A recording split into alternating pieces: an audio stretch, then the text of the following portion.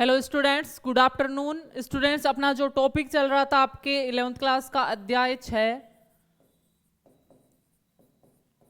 पुष्पी पादपों की शारीरिकी।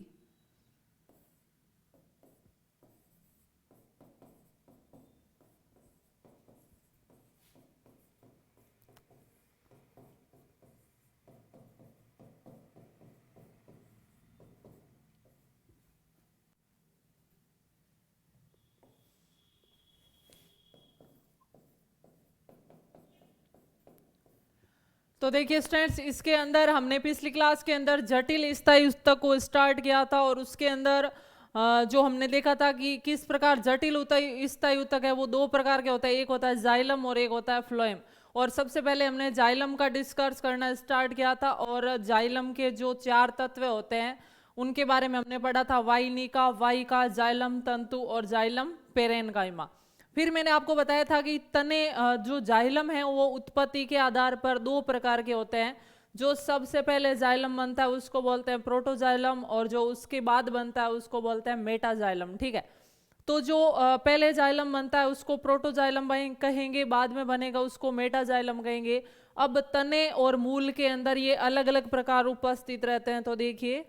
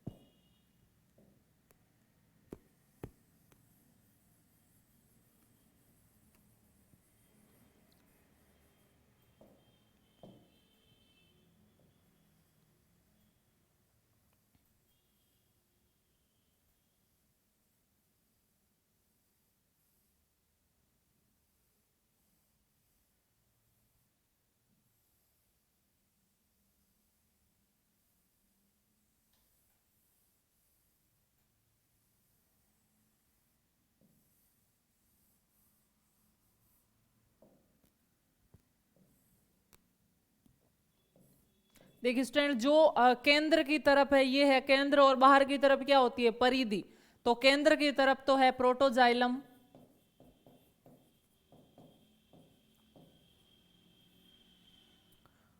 और बाहर की तरफ है मेटाजाइलम।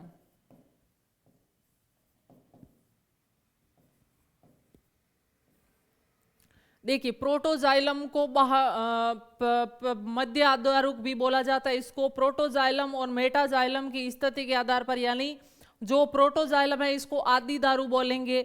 अब देखिए, प्रोटोजाइलम जब केंद्र की ओर होता है तो इसे अंत्य आदि दारुक बोलेंगे, और जब प्रोटोजाइलम है वो परिधि की तरफ होता है तो उसे क्या बोलेंगे, बाह्य आदि दारुक। ठीक है, तो देखिए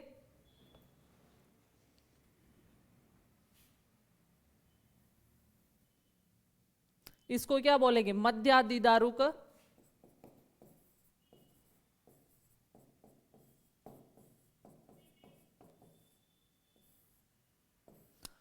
मैंने आपको बताया कि आदि दारू किससे बोलेंगे, प्रोटोजाइलम को। और मध्य यानी मध्य या केंद्र की तरफ क्या उपस्थित है, प्रोटोजाइलम, और परिधि की तरफ क्या उपस्थित है, मेटाजाइलम। इसको देखिए कोष्टक में लिख लेते हैं,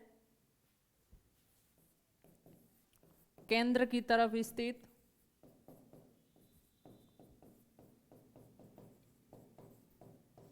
और ये होता है परिधि की तरफ स्थित।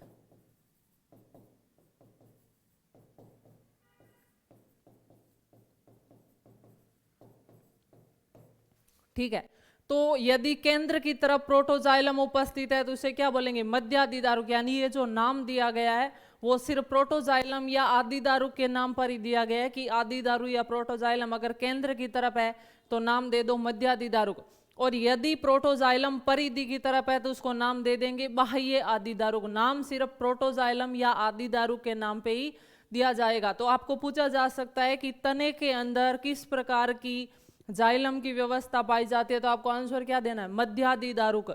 और यदि आपको मूल या जड़ के बारे में पूछा जाए तो आपको आंसर देना है बाह्य आदि दारुक, यानी मूल के अंदर ये बिल्कुल उल्टा हो जाएगा, प्रोटोजाइलम होगा वो परिधि की तरफ होगा, जबकि मेटाजाइलम है वो केंद्र की तरफ होगा। तो देखिए मूल में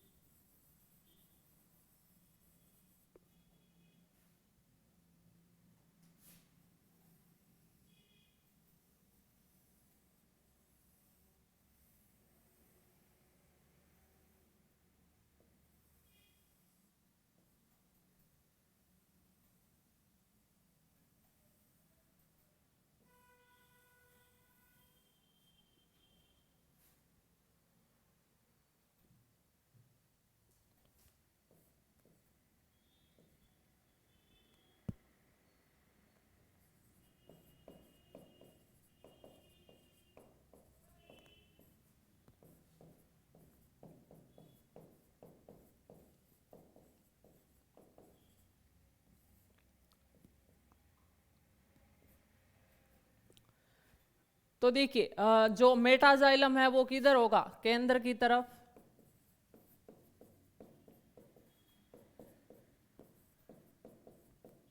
और प्रोटोजाइलम है वो परिधि की तरफ।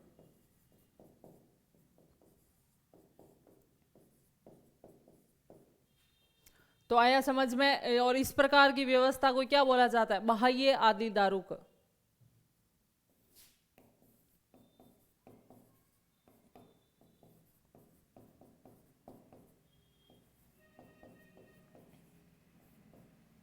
आपको पूछा जा सकता है कि तने के अंदर जाइलम की कैसी व्यवस्था पाई जाती है, तो आपको आंसर क्या देना है, मध्यादि दारुक, और मूल के अंदर पाई जाती है बाह्य आदि दारुक। इसका मतलब है कि इसके अंदर आदि दारु या प्रोटोजाइलम केंद्र की तरफ मध्य की तरफ होता है, इसलिए इसको मध्य दारु बोल दिया। और इसके अंदर जो प्रोटोजाइलम या आदि दारुक है वो बाहर की तरफ है, इसलिए इसको बोल दिया बाह्य आदि दारुक। नोट कर लीजिए।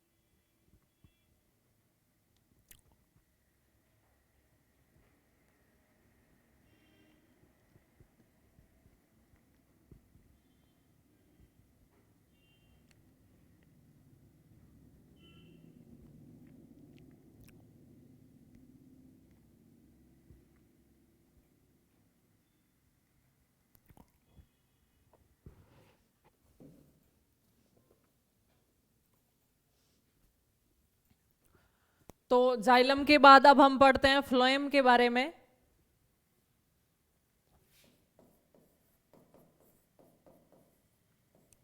जैसा कि पहले हमने फ्लोएम के बारे में कार्य पढ़ लिया था कि पौधों के अंदर भोजन का परिवहन करने वाली नलिकाएं क्या कहलाती है, फ्लोएम कहलाती है। पादपों में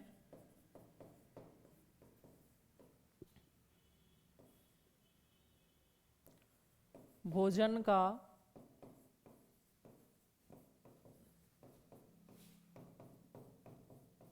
परिवहन करने वाले ऊतक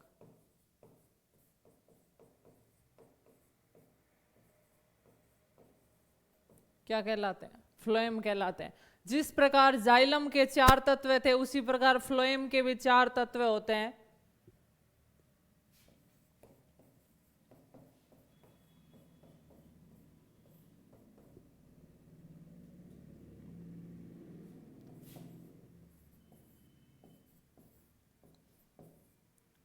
पहला तत्व है चालनी नलिकाएं,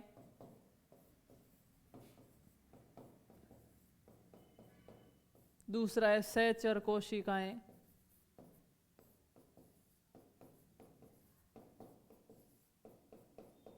तीसरा है फ्लोएम पेरेन्काइमा,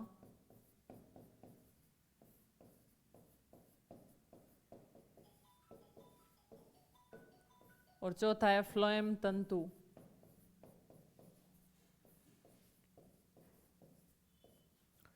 नोट कीजिए पॉइंट्स।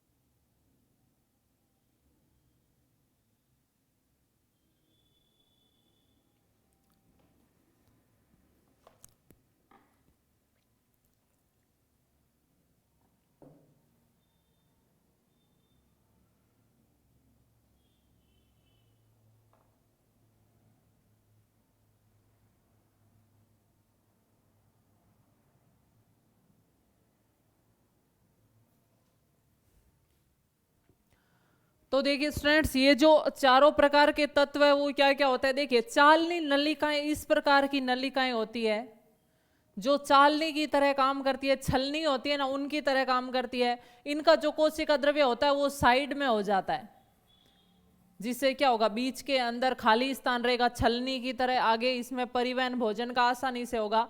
तो ध्यान रखना इनके अंदर कोशिका द्रव्य है वो परिधीय होता है, कोशिका द्रव्य परिधि की तरफ।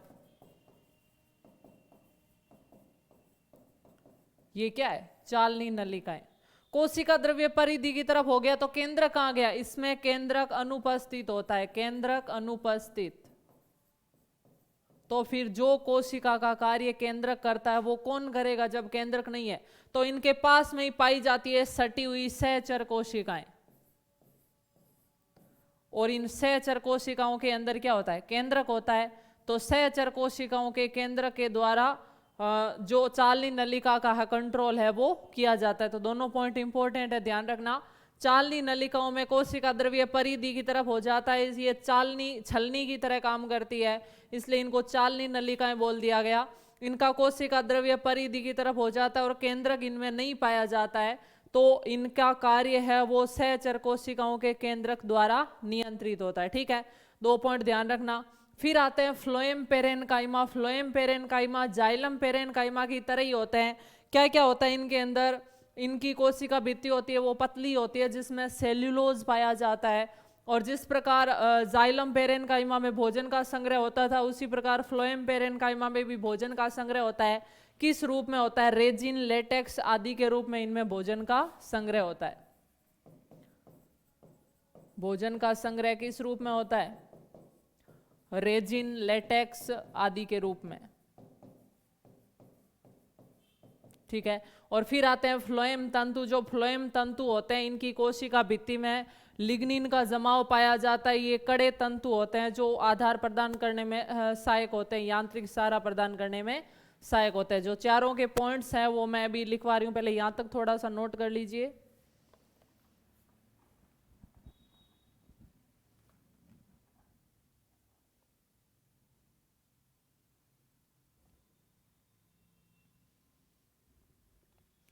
तो अब इनके बारे में जो ये मैंने पॉइंट्स यहाँ पे बनाए इनको मैं लिखवा रही हूँ थोड़ा।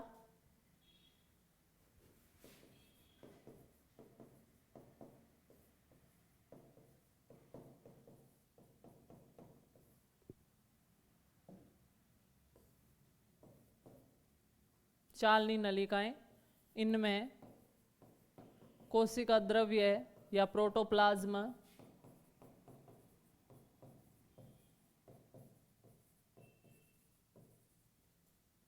परिधि की तरफ पाया जाता है।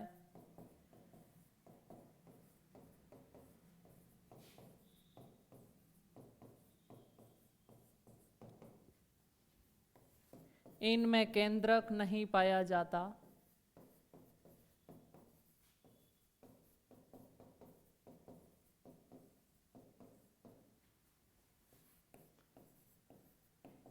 इनके कार्यों को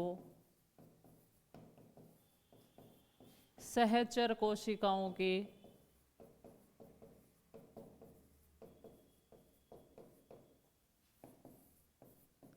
केंद्रक द्वारा, यानी जैसे भोजन किस दाब से बहता है, कितना दाब प्रवणता अंदर रहेगी, तो उस दाब प्रवणता का नियंत्रण कौन करेगा? सहचर कोशिका का केंद्रक। इनके कार्यों को सहचर कोशिकाओं के केंद्रक द्वारा नियंत्रित किया जाता है।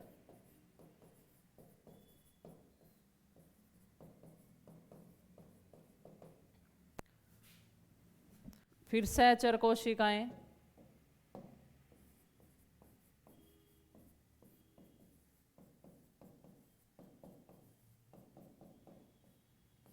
इसमें यही पॉइंट ध्यान रखना है, ये चालनी नलिकाओं के साथ में स्थित रहती है, पास में स्थित रहती है।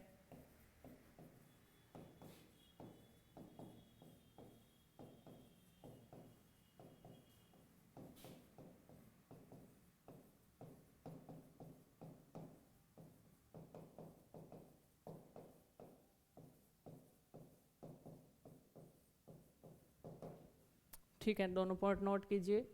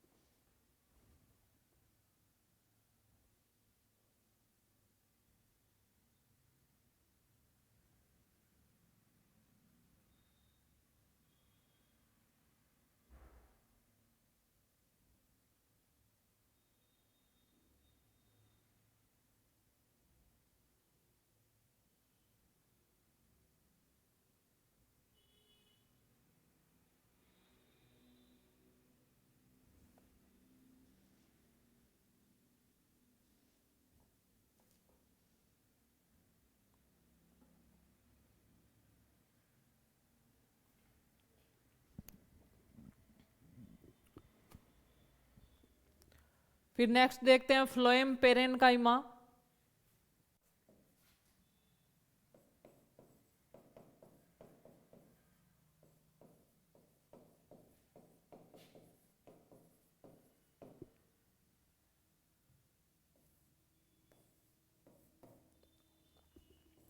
इनकी कोशिका भित्ति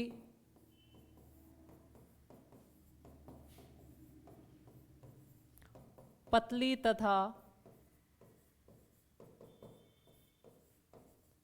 सेल्यूलोज युक्त होती है।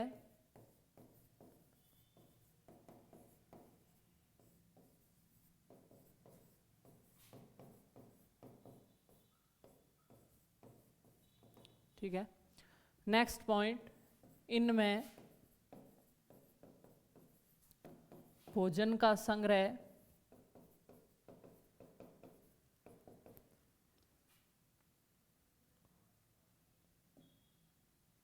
पेक्टिन, लेटेक्स, म्यूसिलेज के रूप में होता है। सॉरी, गोंद रेजिन के रूप में, रेजिन, लेटेक्स और म्यूसिलेज के रूप में होता है।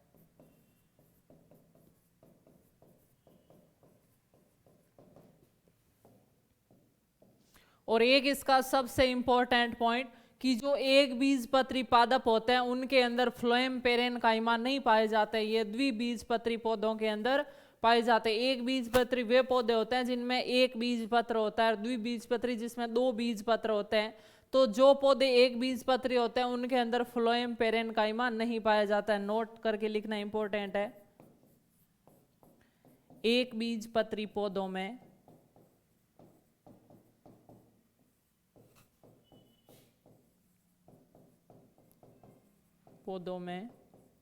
फ्लोएम पेरेनकाइमा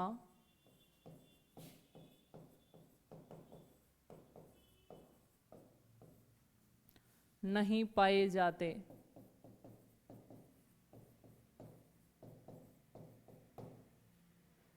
नोट कीजिए।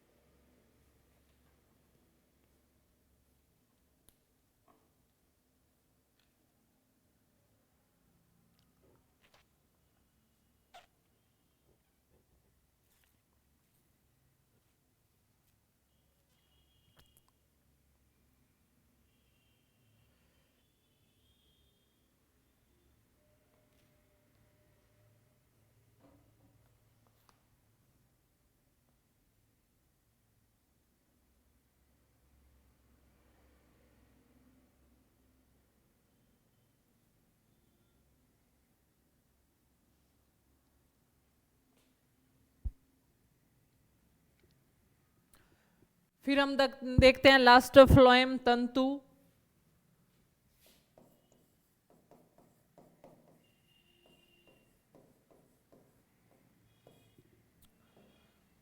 तो देखिए जो फ्लोएम तंतु होते हैं वो किससे बने होते हैं? स्क्लेरेनकाइमा कोशिकाओं से बने होते हैं। हमने देखा था सरल ऊतक होते हैं पेरेनकाइमा, कोलेनकाइमा और स्क्लेरेनकाइमा। जो कठोर कड़क कोशिकाएं होती है वो किस में उपस्थित रहता है? फ्लोएम तंतु में। तो सबसे पहला पॉइंट ध्यान रखना, ये स्क्लेरेनकाइमा कोशिकाओं के बने होते हैं।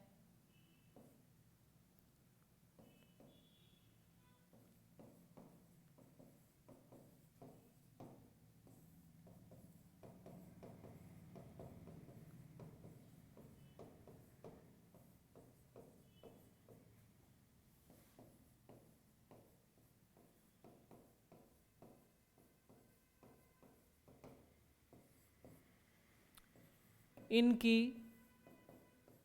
कोशिका भित्ति मोटी होती है।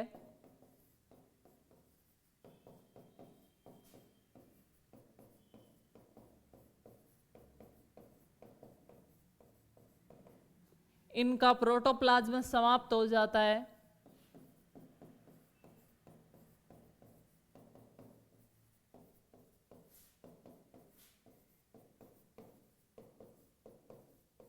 तो मैंने आपको बताया था जिस कोशिका में ऊतक में प्रोटोप्लाज्म नहीं होता वो कैसा होता है? मृत होता है।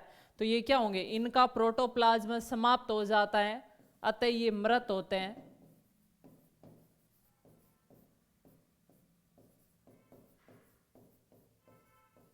और ये पतले और नुकीले होते हैं, यानी सुई के आकार के होते हैं फ्लोएम तंतु। ये नुकीले तथा सुई के आकार के होते हैं।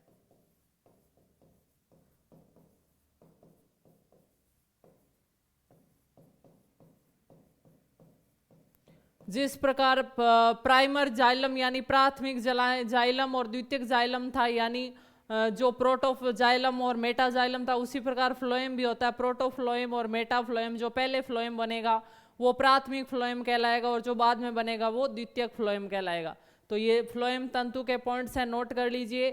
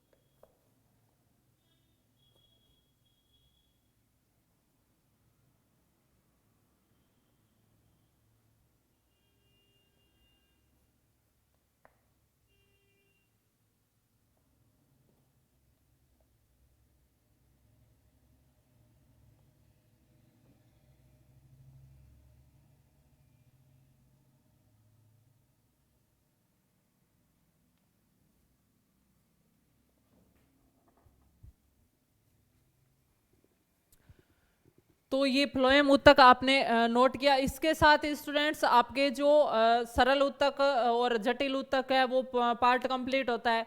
अब हम देखते हैं कि उत्तकों से मिलकर जो पौधे का शरीर बना होता है वो 3 प्रकार के तंत्र बनाता है जिन्हें उत्तक तंत्र कहते हैं। और वो 3 तंत्र कौन कौन से, एक तो पौधे में जो सबसे बाहरी भाग होता है उसको बाह्य त्वचा उत्तक तंत्र बोलते हैं। उसके बाद आता है भरण उत्तक तंत्र यानी बीच का भरा हुआ स्थान, और सबसे अंदर आता है संवहनी उत्तक तंत्र, और संवहनी उत्तक तंत्र में आते हैं जाइलम और फ्लोएम। ठीक है, तो देखिए नेक्स्ट हम पढ़ते हैं उत्तक तंत्र, यानी पौधों में विभिन्न उत्तकों से मिलकर जो संरचना बनती है उसको क्या बोलेंगे, उत्तक तंत्र। और ये 3 प्रकार का होता है।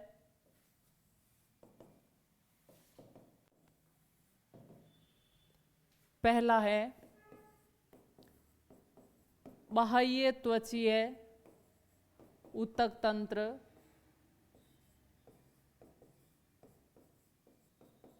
दूसरा है भरण उत्तक तंत्र,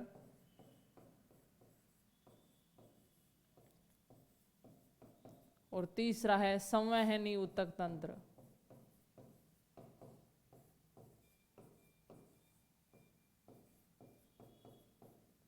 अब देखिए पौधे में ये किस प्रकार बताया गया है। अगर हम पौधे के ट्रांसवर्स सेक्शन को काटे, जैसे ये कोई पादप है, इसको हमने इस प्रकार काट लिया, तो इसको हमने इस प्रकार काटने से ये भाग ऐसे दिखाई देगा हमें।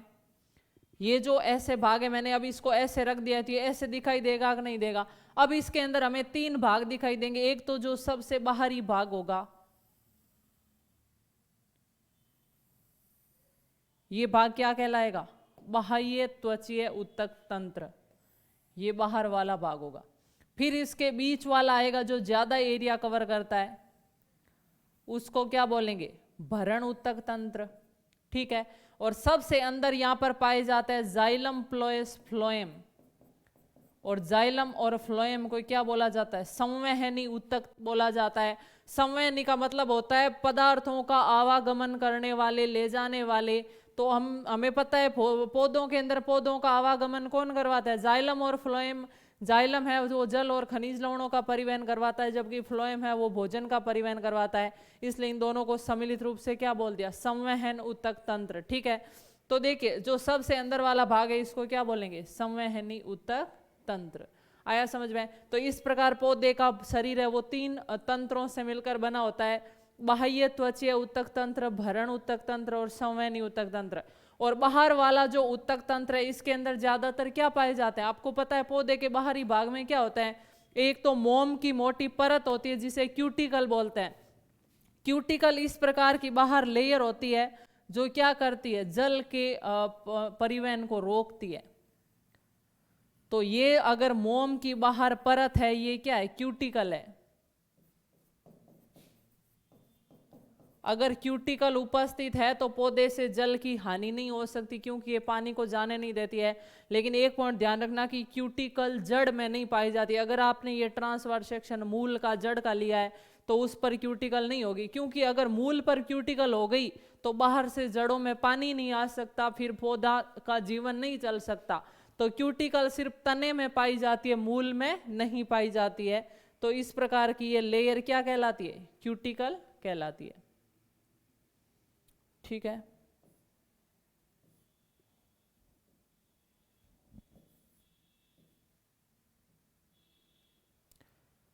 और उसके अलावा बाहरी त्वचा पर आपको क्या दिखाई देते हैं, रोम या बाल पाए जाते हैं। रोम जैसी संरचनाएं होती है, जो रोम संरचनाएं होती है वो क्या करती है, छिद्र पाए जाते हैं जो वाष्पोत्सर्जन के अंदर सहायता करते हैं, गैसों के आदान प्रदान में सहायता करते हैं। जो छिद्र पाए जाते हैं उनको हवा के लिए आदान प्रदान करने का काम करते हैं, इसलिए उनको वात रंध्र भी बोला जाता है।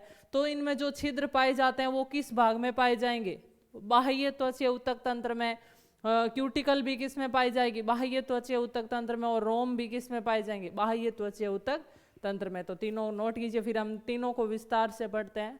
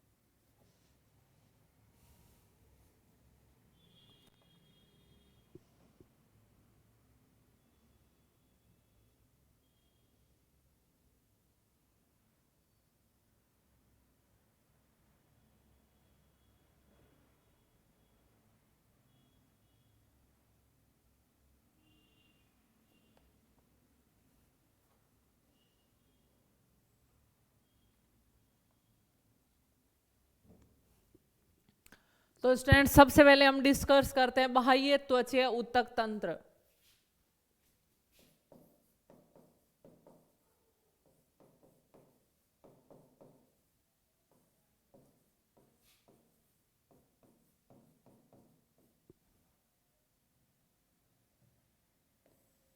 बाह्य त्वचीय ऊतक तंत्र, जैसा कि मैंने बताया कि मान लीजिए ये कोई पौधा है, इसका कोई भी भाग है, जड़ है, तना है, पत्ती है, उसकी जो सबसे बाहरी परत होगी उसी को हम क्या बोलेंगे, बाह्य त्वचीय ऊतक तंत्र। यानी यह तंत्र पौधे का सबसे बाहरी भाग बनाता है। यह तंत्र पौधे का सबसे बाहरी भाग बनाता है।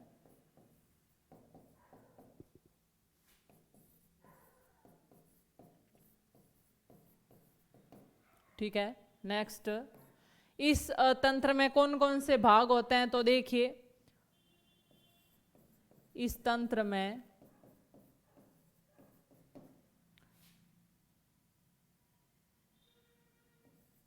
रोम,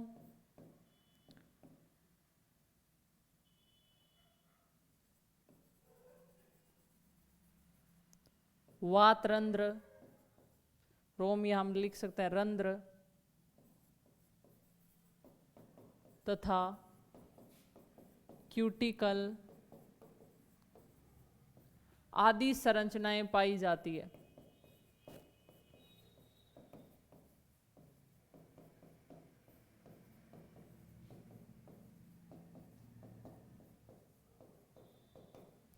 देखिए, ये जो तीनों संरचनाएं मैंने आपको बताई थी, रोम, रंध्र और क्यूटिकल, जो रोम होते हैं वो ज्यादातर मूल में पाए जाते हैं, क्योंकि रोम का काम क्या होता है, जल और खनिज लवणों का अवशोषण करना।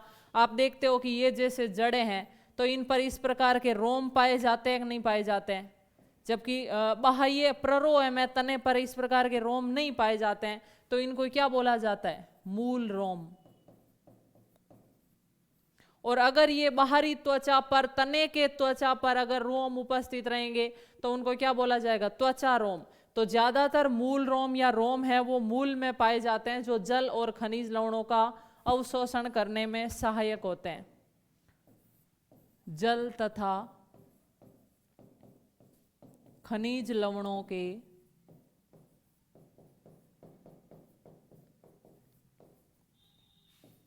अवशोषण में सहायक। ठीक है, फिर दूसरी बात आती है रंध्र की। रंध्र भी पाए जाते हैं जो क्या करते हैं, गैसीय आदान प्रदान में, वाष्पोत्सर्जन में सहायक होते हैं रंध्र। तो देखिए, रंध्र की आगे मैं डिस्कस करूंगी, इसका डायग्राम बना के देखते हैं हम। और उसके बाद क्यूटिकल, क्यूटिकल है वो एक मोम की परत पाई जाती है जो जल की हानि को रोकती है। तो देखिए, क्यूटिकल को यहीं डिस्कस कर लेते हैं। क्यूटिकल एक मोम की परत होती है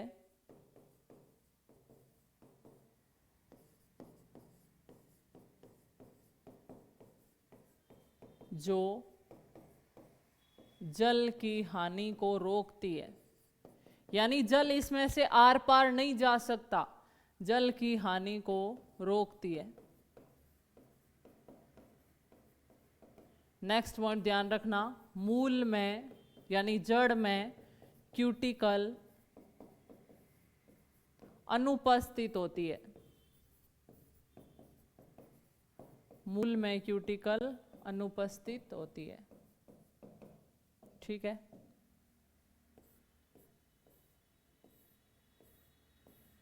मूल में क्यूटिकल क्या होती है, अनुपस्थित होती है।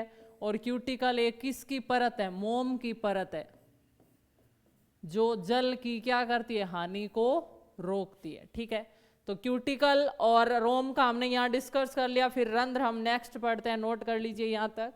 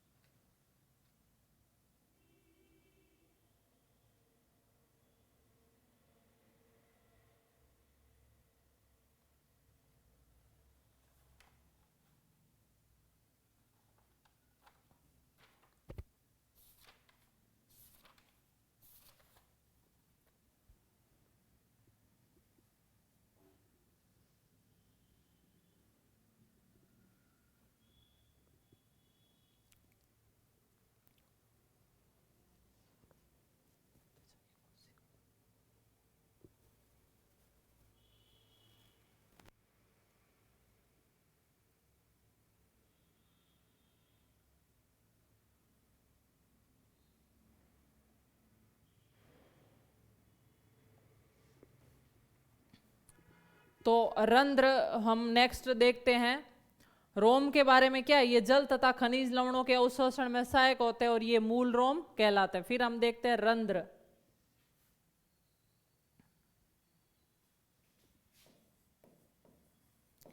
और देखिए सबसे इंपॉर्टेंट पॉइंट की जो रंध्र होते हैं या स्टोमेटा भी कहा जाता है इनको, रंध्र पूरे पौधे पर नहीं पाए जाते, ये सिर्फ कहाँ पाए जाते हैं, पत्तियों की बाह्य त्वचा में पाए जाते हैं। यानी ये जो पत्ती है इसमें भी तो 3 स्तर होंगे, बाह्य त्वचीय उत्तक तंत्र, भरण उत्तक तंत्र और संवहनी उत्तक तंत्र।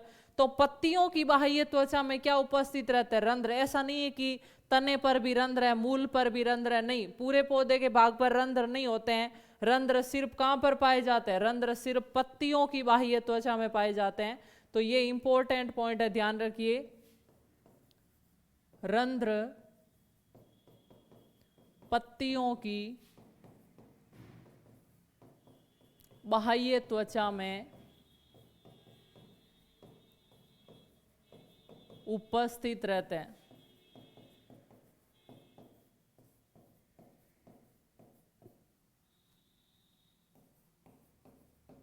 ठीक है, तो यहां तक आप नोट कर लीजिए।